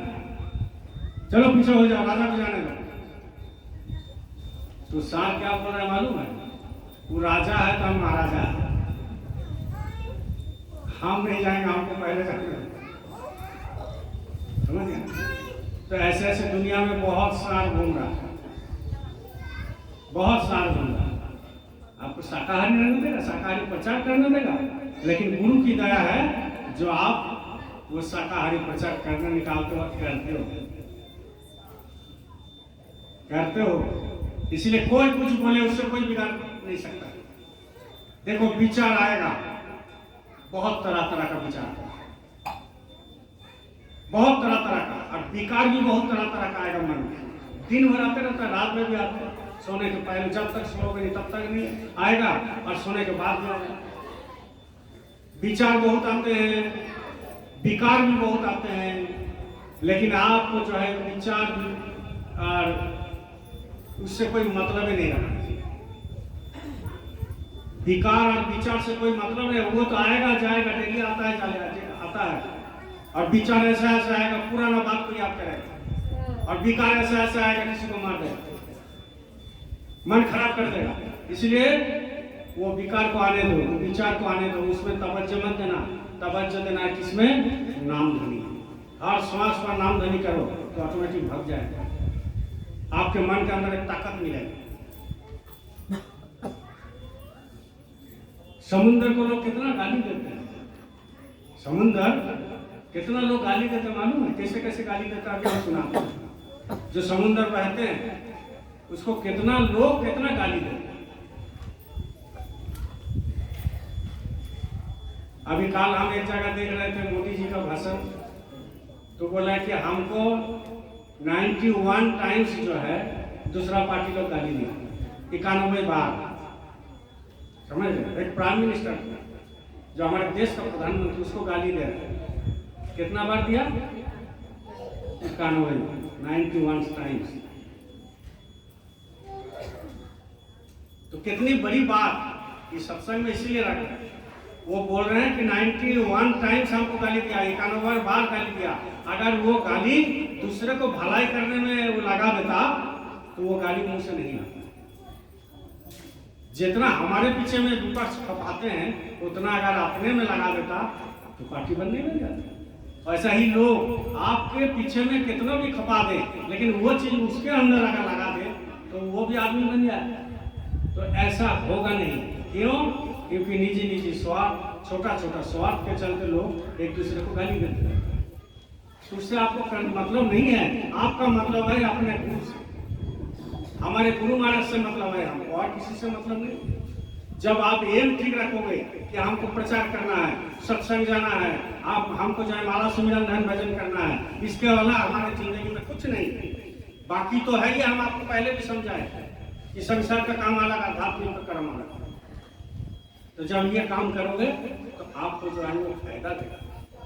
तो एक समुद्र को कितना गाली देता है, कैसे गाली देता है, हम आपको सुनाते हैं। बोलो जय गुरुदेव। जय गुरुदेव। समुद्र में एक बच्चा जाता है,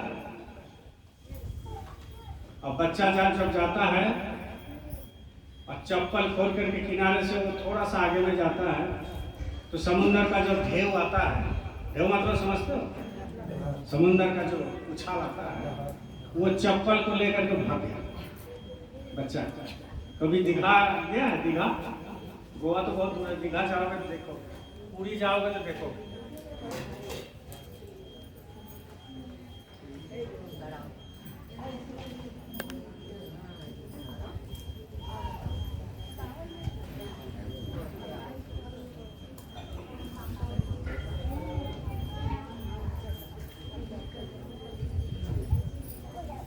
कहने का मतलब यह है, वो बच्चा का चप्पल लेकर चले गए,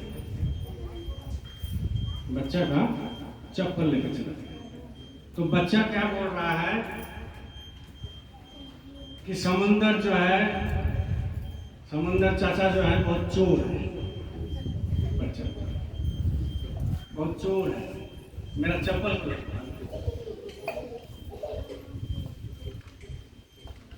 देखो कैसे कैसे लोग, मतलब कैसे कैसे होता है। बोले चोर है, चप्पल को लेकर।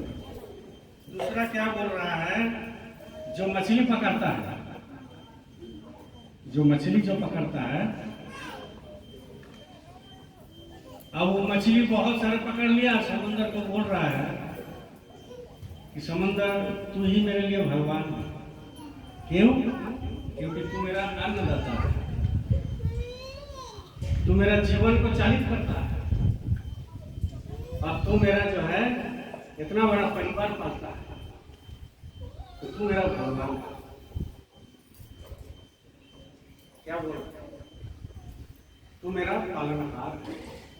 देखिए विचार बदल गया ना, स्वाद के हिसाब से विचार बोलो जय गुरुदेव, जय गुरुदेव। इसके बाद समुद्र में एक लड़का नहाने गया, तो जब नहाने गया वो डूब गया। समुद्र में जब नहाने गया वो डूब गया, तो जब डूब गया तो उसको माँ रोते रोते आया और वहीं पर जो है समुद्र को गाली दे रहा है। क्या गाली दे रहा है कि तू मेरा बेटा को खा गया, तू हत्तरा है, तू मेरा बेटा को खा गया और तू हत्तरा है। अब वहां तो कोई बोल नहीं सकता कि मेरा बेटा को खा गया तो हम देख लेंगे, बोल सकता है तू अथाह है, समंदर है। यहाँ तो भगवान कुछ नहीं बोलता, भगवान को लोग दोष देते, तू मेरा हत्तरा है ऐसा बोलता है। फिर जो है एक बूढ़ा जो है समुद्र में जाता था और समुद्र में जा करके जो है वो अपना वहीं पर बैठा रहता था, लहर को देखता था, सब चीज देखता था और नीचे भी उतारता था। एक दिन उसका एक मोती मिल गया, समुद्र में एक मोती मिल गया। तो जब मोती मिल गया तो वो समुद्र के क्या बोल रहा है, समुद्र को बोल रहा है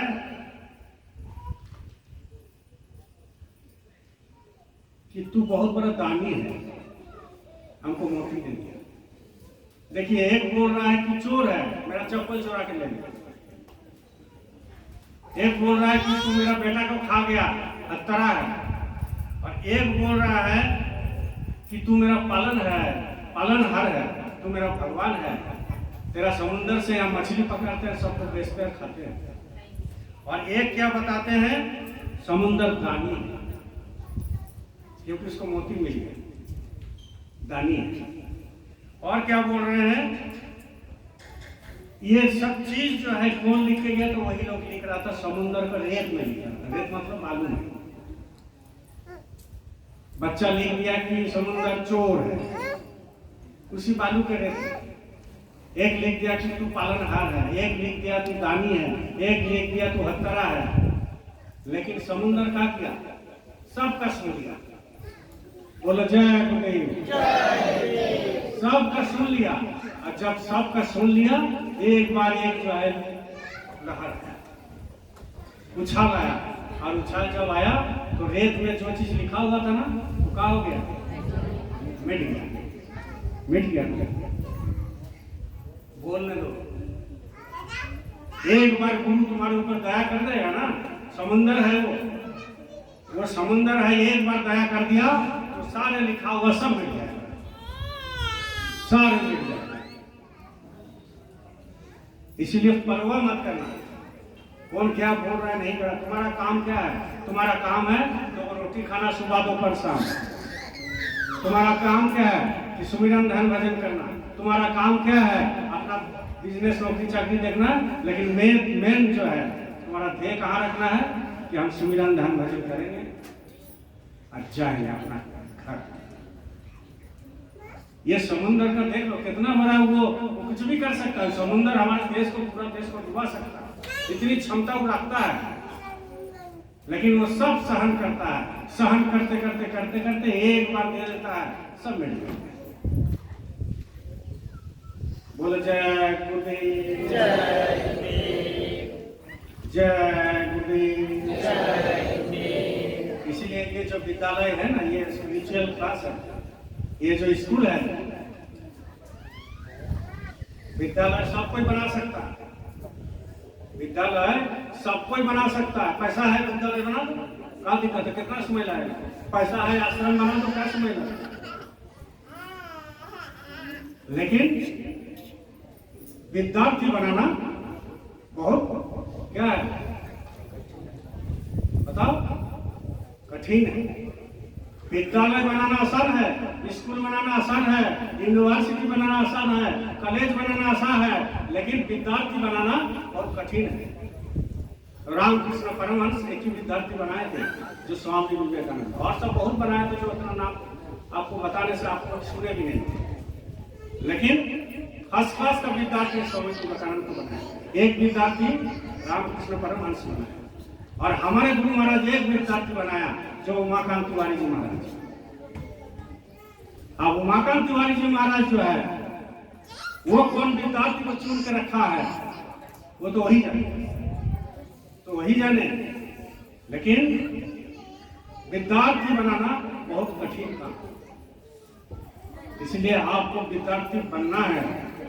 विद्यार्थी बनने के लिए पढ़ाई करना पड़ता है, और पढ़ाई करने के लिए समय निकालना पड़ता है।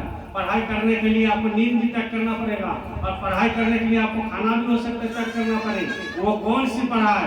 वो है नाम भजन। नाम भजन का पढ़ाई, नाम प्रैक्टिस का पढ़ाई, तब जाकर के काम में देगा। बोलो जय गुरुदेव। इसलिए विश्वास और व्याकुलता, भैया हाथ जोड़ करते हैं, व्याकुलता रखो, गुरु से प्रेम करने। जब तक व्याकुलता नहीं होगा तब तक कुछ नहीं होता। गुरु के लिए व्याकुलता होना चाहिए। व्याकुलता नहीं होगा तो सुमिरन थोड़ी कर पाओगे, व्याकुलता नहीं होगा तो ध्यान थोड़ी कर पाओगे, और व्याकुलता नहीं होगा तो भजन थोड़ी कर पाओगे। डेली आओगे जाओगे संसार का काम करते रहो, क्या काम 70-80 साल आ जाएगा, एक दिन चले जाओगे। उस समय अफसोस करने से क्या होगा? समय को कोई भी महात्मा संत फकीर आए, समय को बहुत वैल्यू दिया। बहुत समय को जो है, समय टाइम, उसको बहुत वैल्यू दिया। जब समय को वैल्यू कोई नहीं देगा तो वो समय उसको धोखा दे जाएगा। इसलिए व्याकुलता जरूरी है। जयदेव पद्मावती का नाम सुना होगा ना? बोलो जय गुरुदेव। जयदेव पद्मावती का नाम सुना है ना? नहीं सुना है कभी? कैसे नहीं सुना? यहाँ तो 1000 बार बोले, यहाँ तो बहुत बार जो है कहानी को बताया। ये बंगाल का कहानी है, जयदेव और पद्मावती। जयदेव भगवान का बहुत बड़ा भक्त था। बोलो जय गुरुदेव। जयदेव एक बहुत बड़ा भक्त था जो बंगाल के हैं। उनका नाम में मेला बैठता है संख्या का बगल में। हम लोग तो संख्या गए हो, जयदेव मेला वहां बैठता है, बहुत बड़ा मेला। और जयदेव जी का शादी हुआ। बढ़िया से सुनिए कहानी, पहले भी बताया लेकिन आप लोगों को याद तो रहता नहीं है। जयदेव का शादी हुआ, और जब शादी हुआ नया, तो जब नया शादी होता है तो थोड़ा ससुराल में खिंचाव ज्यादा होता सबका। ऐसी बात बोली है कि लेकर आप जो पत्नी मायके चली गई। पत्नी जो है, उनका पत्नी का नाम था पद्मावती। मायके चली गई। आप 6 दिन 7 दिन के आने का था, लेकिन 6 दिन 7 दिन आने बजाय वो वहीं रुक गए। और जयदेव भगवान का भक्त था, देखिए कैसे कैसे खींचता है मन। और जब 7 दिन 8 दिन 9 दिन 10 दिन बीत गया, अब उसको रहा नहीं गया, तरफ होने लगा पत्नी के लिए। इतनी तरफ होने लगा, अगर उतनी तरफ भगवान के लिए होता तो भगवान भी जाता। बहुत जबरदस्त तरफ होने लगा। अब एक दिन वो सोच लिया 10 में 11वें दिन कि हमको जो है ससुराल जाना है, और पद्मावती के पास जाना है, किसी कीमत पर जाना है, चाहे तूफान आ जाए, चाहे धरती फट जाए, चाहे भूकंप आ जाए, चाहे मेरा मृत्यु आ जाए, हम जो है आज जाएंगे। अब वो घर से निकल, बढ़िया से सुनिए व्याकुलता कैसे होती है। अब वो निकल गया घर से, जो ड्रेस पहना था उसी ड्रेस से निकल गया। क्या ससुराल जाना है, पद्मावती से मिलना। आज शाम हो गया, शाम के समय था कि आज रात हम अकेले नहीं रह सकते, हमको जाना है, पत्नी का दर्शन करना ही है किसी कीमत पर। अब क्या किया, घर से निकल गया, शाम हो गया। शाम हो गया तो वहां एक नदी था बहुत बड़ा, एक नदी था बहुत बड़ा, उसी नदी को पार करना है। ससुराल जाने के लिए उस नदी को पार करना है। तो जब उस नदी को क्या पार करेगा, पूरा उफान में चल रहा है नदी, इतनी ऊपर पानी है और पूरा स्पीड में पानी चल रहा है। और वो ठान लिया, देखिए यहाँ पर दो चीज आप देख लो बढ़िया से, बोलो जय गुरुदेव। एक मन का जोर, अभी हमने सिखाया ना, समझाया ना, मन की जोर जो है बहुत बड़ा जोर होता है, संकल्प बहुत बड़ा जोर होता है। तो उनकी एक मन की जोर हो गया, संकल्प हो गया कि ससुराल जाना है, चाहे कुछ भी हो जाए। और दूसरा क्या है कि व्याकुलता, अंदर में व्याकुलता हो गया पत्नी की। आप क्या किया, वो नदी जो है उफान पर चल रहा है, वो क्या किया, रात 1 बज रहा है, देख रहा है कि पानी जो है कम नहीं हो रहा और भोर हो जाएगा, हमको जाना है आज किसी कीमत पर। अब वो नदी में छलांग लगा दिया, और नदी में जब छलांग लगा दिया तो देख रहे हैं एक बड़ का जो है ये लकड़ी जैसा कुछ है जो है टुकड़ा जो है जा रहा है उधर, उसके ऊपर चढ़ गया, उसके ऊपर उसको पकड़ के सूख गया, इधर उधर हो रहा और उतर रहा है, ऐसे ऐसे ऐसे ऐसे उतर रहा और जा रहा है। जाते जाते जाते जाते जाते जाते वो ठीक किनारे में लग गया, ससुराल के गांव के बगल,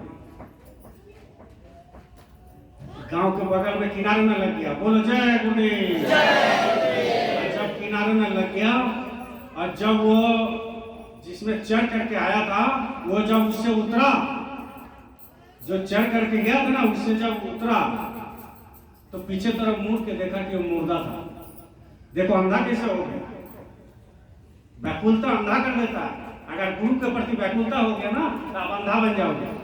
आप अकेले रहो, परिवार के साथ रहो, खाना मिले ना मिले उससे कोई मतलब नहीं रहता, अंधा हो जाता है, बिल्कुल पागल बन जाता है। अब वो क्या किया, वो देखा कि एक मुर्दा जो है, उसी मुर्दा को पकड़ करके 10-15 किलोमीटर आ गया। उसको होश नहीं था कि वो मुर्दा है।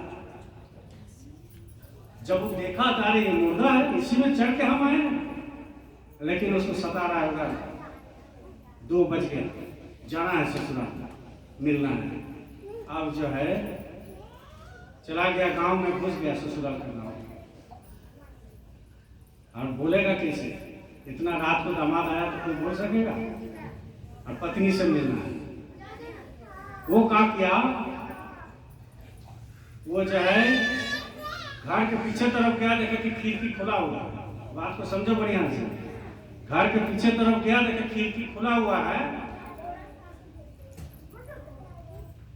तो मन में सोचा मेरा पत्नी आज 10 दिन से मेरा इंतजार कर रही है, खिड़की खोल के छोड़ दिया कि हम आएंगे। देखो कैसे होता है मन, मेरा पत्नी हमारे लिए खिड़की खोल के छोड़ दिया कि हम आएंगे, अरे हमारा तो लेट हो गया, पत्नी माफ करना, हमको पहले ही आना चाहिए था, इतना तुम व्याकुलता में है हमारे लिए। अब वो जो है खिड़की में चढ़ेगा, कैसे देख रहा है कि एक रस्सी झूल रहा है, एक रस्सी वो खिड़की से झूल रहा है। और ये भी सोचा कि अरे पत्नी हमारे लिए रस्सी भी टांग के रखा है कि हम उसको पकड़ करके ऊपर जाएंगे। बोलो जय गुरुदेव। कि हम पकड़ करके ऊपर जाएंगे, इसीलिए पत्नी खिड़की खोल भी रखा है और रस्सी भी लगा के रखा है कि उसको पकड़ करके ऊपर जाना है। वो उसको पकड़ा रस्सी को और पकड़ करके जो है वो चढ़ गया, और फिर चले गए। पत्नी जिस रूम में थी ऊपर में गांव का बात है, ऊपर में थी। इसके बाद जो है वहां जाकर के पत्नी को जगाई, कह रहे उठो उठो हम आ गए, तुम मेरे लिए खिड़की खोल के रखा, तुम मेरे लिए रस्सी लगा के रखा। वो धरफड़ा के उठ के बोला आप इतना उफान पर, इतना पानी गरज रहा है, बादल गरज रहा है, पानी बह रहा है, गांव अब डूबने वाला है, आप यहाँ पर आ गए। बोले रहा नहीं गया मुझसे।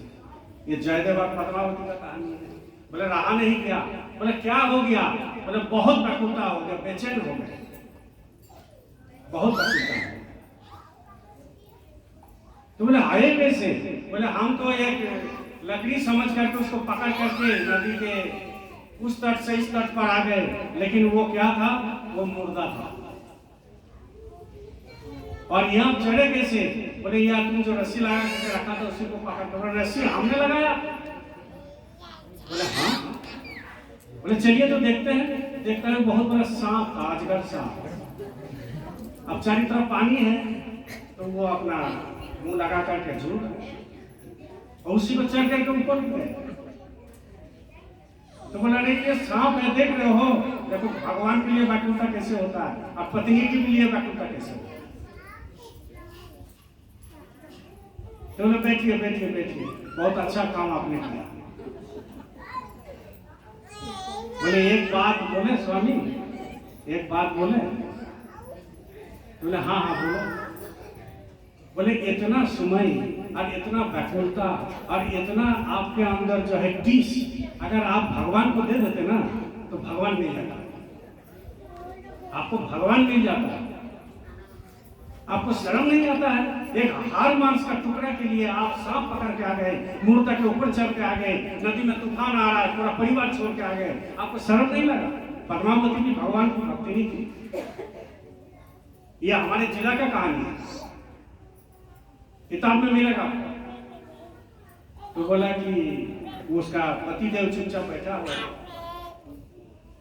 तो बोले कि आप जब तक भगवान का दर्शन नहीं होगा, मन में चोट पहुंच गया, जब तक भगवान का दर्शन नहीं होगा तब तक तुम्हारे पास नहीं आएंगे। अब इसी आंख को हम खत्म करना चाहते हैं। तो पत्नी बोल दिया खत्म करो चाहे कुछ भी करो, यहाँ मत करो, जाओ भागो यहाँ से। तुमको शर्म लगना चाहिए, हमको तो शर्म लग रहा है, क्योंकि मेरा भगवान हमारे पास है, वो हंस रहे देख करके, तुमको देख करके, अब तुम भी भगवान का भक्त। वहां से निकल गया। बोला आप हम घर में नहीं घुसेंगे जब तक भगवान नहीं मिला। अब वो दोष किसको दे रहा था? मन को। जयदेव जो है दोष किसको दे रहा था? मन को। जयदेव दोष किसको दे रहा था? अपनी आंख कि अगर हम अंधा रहते तो हम नहीं जानते, तो इसीलिए इस आंख को नहीं रखना है। अब वो आकन का फूल होता है ना, आकन का, जानते हो? नहीं जानते हो तो बढ़िया है, जानते हो? अगर जानते हो तो किसी को मत बताना। वो आकन का फूल का रस अगर कोई दे दिया आंख में तो अंधा हो जाएगा। उसका रस सफेद रंग का होता है। हाँ बहुत है। अब जो है वो जंगल में जाकर के वो आकन का रस को लगा दिया आंख में, अंधा हो गया। अब अंधा हो गया कि ये आंख अब मालिक ही खुलेगा, भगवान ही खुलेगा, हमारा तीसरा आंख वही दिखाएगा। इसलिए अब हम पत्नी का ना मुंह देखेंगे, ना परिवार का, ना जगत का, ना संसार का। इतना बड़ा हम पापी है कि एक पत्नी के हर मास के लिए आप इतना बड़ा कुर्बानी दे दिए। और जो मेरे अंदर बैठा हुआ है, जो दोनों आंखों के बीच में बैठा हुआ है, जो हमारे लिए सब कुछ किया है, इस धरती पर लाया है, अच्छे माँ बाप के पास जन्म दिया, अच्छे संस्कार दिया, अच्छे परिवार दिया, आपने गदी में बैठाया, और उसी के लिए हम कुछ नहीं कर पाए। ये तो हमारे लिए शर्म की बात है। तो ऐसा ही व्याकुलता शर्म होगा तब अपने आप को भुला दो, अपने आप को कि मैं कौन हूं, अपने आप को भुला दो। अब एक के बाद मान लो 1 जीरो लगा दिया, कितना हुआ? जोर से बोलिए। 10। और 1 के बाद 2 को जीरो लगा दोगे तो 100। और 1 के बाद 3 को जीरो लगा दोगे तो, और 1 के बाद और लगा दोगे 4 को जीरो तो 10,000। जोर से बोलो। 10,000। उसके बाद 1 जीरो लगा दोगे तो 1 लाख। उसके बाद 1 जीरो लगा दोगे तो 10 लाख। उसके बाद 1 जीरो लगा दोगे 1 करोड़, है ना? हुआ ना? तो जीरो किसके ऊपर ऊपर लगाया? एक के ऊपर। अब एक को कोस दो, क्या हुआ? तो आप क्या हो? हम क्या है? जोर से बोलो। दुनिया क्या है? बस इसी एक को हटाना कि हम कुछ नहीं, हम कुछ नहीं, ये शरीर मेरा कुछ नहीं। हम आपको पहले बताए ना कि हम खोज रहे थे टाइल्स का, ये एस्बेस्टस का रूम, हम खोज रहे थे एक छोटा सा रूम, हम खोज रहे थे तो गांव में भी रूम मिलेगा तो रहेंगे, नगरी में सेवा करेंगे। लेकिन हमको पता नहीं था कि मालिक महल हमारे लिए ठीक करेगा। अभी बताए ना कि हमारे लिए मालिक महल ठीक करके रखा, और हम क्या खोज रहे थे? एस्बेस्टस का रूम। उसमें पानी भी पड़ेगा तो बाल्टी लगा देंगे, सोएंगे, लेकिन नगरी का सेवा करेंगे। लेकिन हमारे लिए हुजूर महाराज क्या रखा? एक महल बना के रखा, और वो फ्री में, और महल दे दिया। देने वाला वही, देने वाला वही, करने वाला वही। थोड़ा विश्वास डगमगा जाता है कभी कभी आदमी का अभाव में, स्वभाव में, सांसारिक दृष्टि से। इसीलिए कहते हैं मेरे भाई बहन, सुमिरन ध्यान भजन करते रहो, गुरु को पकड़ के रहो, वही सब कुछ करेगा, वो आपको सब कुछ करेगा। थोड़ा सा खाली क्या है ना, समय लगता है। हम भी कभी कभी बेचैन हो जाते हैं, कैसे होगा, क्या होगा, नहीं होगा। फिर जब पुराना बात को याद करते हैं, अरे क्या थे, क्या कहाँ से लेके आया, तो वही सोचते हैं कि अभी जो है उससे भी ज्यादा हो सकता है। इसीलिए गुरु कहते हैं कि मौज पर रहना सीखो और सहन शक्ति करो। एक महात्मा का सेठ जी का साईं बाबा बोल के गया ना, क्या बोला? इसमें लिखा हुआ रहता है मंदिर में, क्या बोलता है? किसी को मालूम है तो बोलो, हम भूल गए। श्रद्धा और खाली जाते हो, खाली पढ़ते नहीं हो, खाली गोड़ लगने जाते हो। हम गोड़ लगते नहीं, हम क्या है उसको पढ़ते हैं। श्रद्धा और सबूर लिखा हुआ ना, कोई भी साईं मंदिर में जाओगे लिखा हुआ है श्रद्धा और सबूरी। तो यही चीज तो मेरा गुरु महाराज भी बोले हैं कि कम खाओ, कम खाओ, और सहन शक्ति करो और विश्वास रखो। तो गुरु के प्रति विश्वास रखो और सहन शक्ति रखो, सारे काम हो जाएगा। और नहीं भी होता है तो उनकी इच्छा, होता है तो उनकी इच्छा। बोलो जय गुरुदेव, जय गुरुदेव, जय गुरुदेव। इसलिए गुरु महाराज जय गुरुदेव जो प्लेटफॉर्म है, ये बहुत बड़ा प्लेटफॉर्म है, बहुत बड़ा नाव है। इसमें हजारों हजार क्या, लाखों लाख क्या, करोड़ों करोड़ क्या, अरबों क्या, खरबों क्या, पूरा सारे दुनिया अगर उस नाव में बैठ जाए तो उस नाव में सीट कम होने वाला नहीं है, सीट कम होने वाला नहीं है उस नाव में। जगह ही जगह है, वो पूरा संसार उसमें बैठ जाए तो वो जय गुरुदेव नाम जहाज में वो कम नहीं है। ब्रांड लगा दिया तुम्हारा, जैसे टाटा का ब्रांड होता है ना गाड़ी का, बाटा का जूता का, सिविल लेदर्स का जूता का, और सब सारे महिंद्रा का, ये सब ब्रांड है। तो एक ब्रांड लगा दिया गुरु महाराज कि ये जय गुरुदेव जहाज है, इसमें तुम चढ़ जाओगे तो आसन का कमी नहीं है, जगह का कमी नहीं हुआ। और यही जहाज तुमको ले जा सकता है जहां तुम ख्वाहिश रखते हो। कहाँ का ख्वाहिश है? एक आदमी था, बहुत गरीब था। बोलो जय गुरुदेव, जय गुरुदेव। एक आदमी था, बहुत गरीब था। क्या करेगा, क्या करेगा, खाना नहीं मिल रहा। और उसका एक 13 साल का बच्चा, माँ नहीं थी। तो वो बच्चा को एक दिन बुलाया कि बाबा तुम 12-13 साल का हो गया और हम भी बुढ़ा गए, हमसे अब ज्यादा काम नहीं किया जा रहा, तो जो काम बोलोगे वो करोगे? बोले पिताजी पेट चलाने के लिए तो करना पड़ेगा ना। तो बोला कि मेरा पास पुराना ही कपड़ा है, 2-4 को इसको बढ़िया से धो, और धो करके इसको साफ सुथरा करके बाजार में बेचो, कुछ मिल जाए तो खा लो, पहनने के लिए छोड़ दो। बोले ठीक है पिताजी। वो अपना साफ सुथरा करके बाजार में लेके चले गए, 4-5 को जो भी कपड़ा था उसको बेचा, और बेच करके कितना हुआ? 50 रुपया। आप पिताजी को बोले, पिताजी 50 रुपया हुआ है आज? बोले 50 रुपया हुआ है बेटा, तो 50 रुपया में एक जो भी कपड़ा है उसको भी खरीद के लाओ, नया खरीद के। अब पिताजी के साथ बच्चे भी गया दुकान में और नया कपड़ा खरीद के लाया, 2-3 को जो हुआ, पुराना जमाना की बात। अब वो कपड़ा लेकर के आए, बाजार में गए, उसमें 100 रुपया। अब 100 रुपया में कपड़ा खरीद के लाया, 200 हुआ, 200 में कपड़ा खरीद के लाया, 500 हुआ। 500 रुपया जिस दिन कपड़ा खरीद के लाया, 500 रुपया का सब बिक गया, एक नहीं बिका। देखो मालिक कैसे कैसे घुमा देते हैं। वो क्या करेंगे कुछ पता ही नहीं चलता, कैसे रखेंगे, कहाँ खिलाएंगे, क्या करेंगे, कितना उनका आपको ऊंचा करेगा, उसका कोई पता नहीं चलता। वो क्या किया, एक कपड़ा जो बचा हुआ था, और उसी टाउन में बॉम्बे से एक हीरो आने वाला था, बॉम्बे से एक हीरो आने वाला था। अब पूरा भीड़, ये बच्चा देखने के लिए चला गया। देखो कैसे कैसे बुद्धि देता है। वो जो है क्या किया, वो कपड़ा एक तो ले करके वो घूम रहा था, इसको भी सेल कर देंगे, इतना भी तो सेल होगा ही। वो क्या किया, एक तो कपड़ा, उस कपड़ा को ले करके वो भीड़ में चला गया।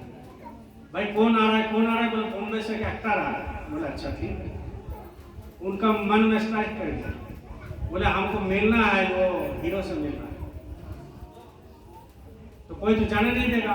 वो कपड़ा ले करके जैसे ही हीरो आया मंच पर, वो किसी तरह जोड़ करके मंच पर चले गए, और मंच पर के चढ़ करके उनको पकड़ लिया और बोला कि ये कपड़ा आपके लिए हम रखे थे। और कोई भी है, बच्चा है, 13 साल का बच्चा है, वो हीरो का मन पसीज गया, तो बोला कि ये हमारे लिए, बोले ये आपके लिए कपड़ा है। बोले तो हमारे लिए कपड़ा है तो दे दो, कोई दिक्कत नहीं है। तो बोले बच्चा बोला हम देंगे। बोला हमारे लिए रखा है तो देंगे नहीं, इसका मतलब क्या? बोले नहीं कुछ नहीं, इसमें आप एक साइन कर दीजिएगा कपड़ा में, एक कपड़ा में खाली साइन कर दीजिए। अब जैसा ही हीरो साइन कर दिया, उस मंच पर वो लहराने लगा और बोल रहा है इस कपड़ा का दाम है 50,000। कौन लेगा? ये कपड़ा का दाम है 50,000 रुपया, कौन लेगा? और उसमें होड़ लग गया कि हमको दो 1 लाख, वो बोल रहे हमको दो 2 लाख, घर में टांग के रखेंगे। और वो कपड़ा 500 का कपड़ा नहीं होगा, वो 5 लाख में बिक गया। और जब 5 लाख में बिक गया तो घर ले गया और घर का पूंजी बन गया। मालिक कैसे कैसे क्या कर देते हैं। तो इसमें 2 किस्म का है शिक्षा, एक तो मालिक के ऊपर भरोसा, और दूसरा है थोड़ा बुद्धि, और तीसरा क्या है? तीसरा ये है कि वो जो कपड़ा में साइन कर दिया उसका ब्रांड, उसमें ब्रांड लग गया, तकमा लग गया। ऐसा ही गुरु महाराज जय गुरुदेव नाम में ब्रांड लगा दिया। कोई भी चले जाओ जय गुरुदेव नाम। अभी विदेश में जब झगड़ा झंझट होता है, युद्ध होता है, तो इंडिया का फ्लैग लेके चला जाता है। तुम्हारे अरे मोदी का देश है, इंडिया है, तो उसको पूरा इज्जत मिलता है। वैसा ही जय गुरुदेव का जो झंडा है और जो ब्रांड है, वो कोई भी लेके चले जाओ तो आपको इज्जत मिलता है, इज्जत मिलेगा। ये ब्रांड है, नाम कर दिया गुरु महाराज। इतना बड़ा झंडा के नीचे खड़ा कर दिया, ये कोई हम लोग सोच नहीं सकते। देखिए प्रेमियों, बहुत बड़ा गुरु मिला है, और आप लोग महाराज जी इतना तकलीफ कर रहे हैं, निशानदेही पर आप लोग भी चलिए।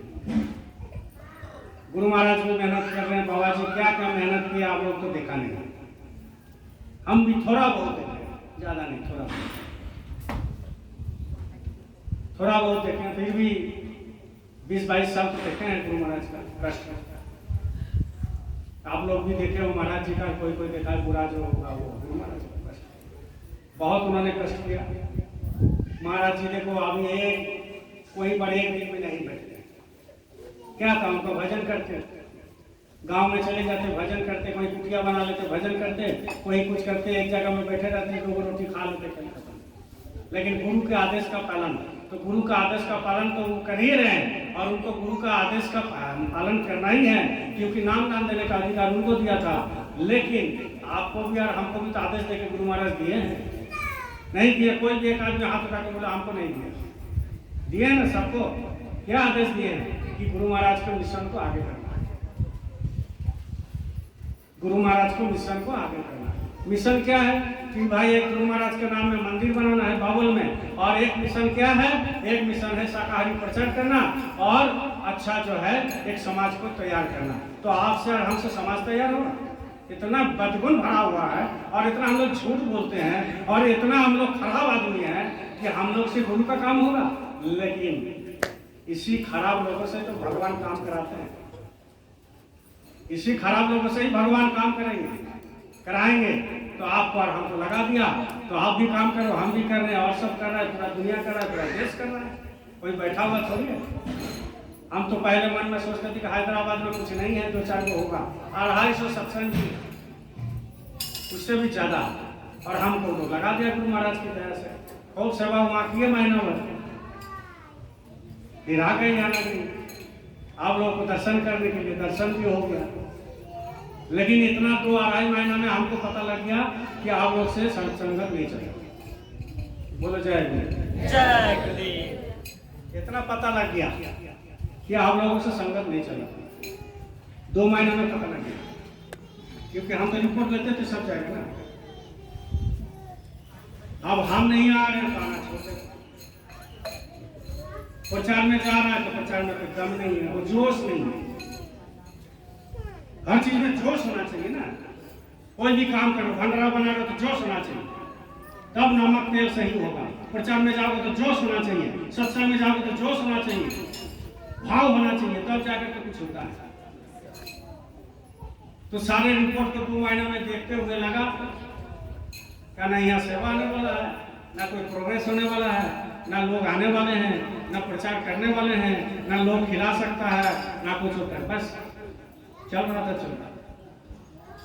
तो हमको भी खराब लग रहा था, 2-4 प्रेमी फोन करते थे। अब ऐसा पोजीशन है जो माइक पर खोल के नहीं बता सकते, लेकिन मालिक की बहुत बड़ी दया हो गया, तो आपके बीच में है, बीच में आ गया। आज जो है काम करना है बढ़िया। अभी हम जाने वाले नहीं कि चल जाए। जय गुरु, जोर से बोलिए।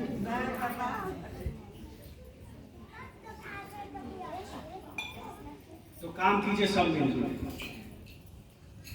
आपकी बात किसको किसको क्या सेवा देना है, क्या देना है, सब अनुभव को समझाया हुआ है। हम भी रहेंगे, और आपकी बात जब गोष्ठी बुलाएंगे तो जिनको जिनको बुलाएंगे आना है, चाहे वो अमेरिका में रहे, चाहे वो कहीं भी, और नहीं आएंगे तो फिर उसका व्यवस्था करेंगे।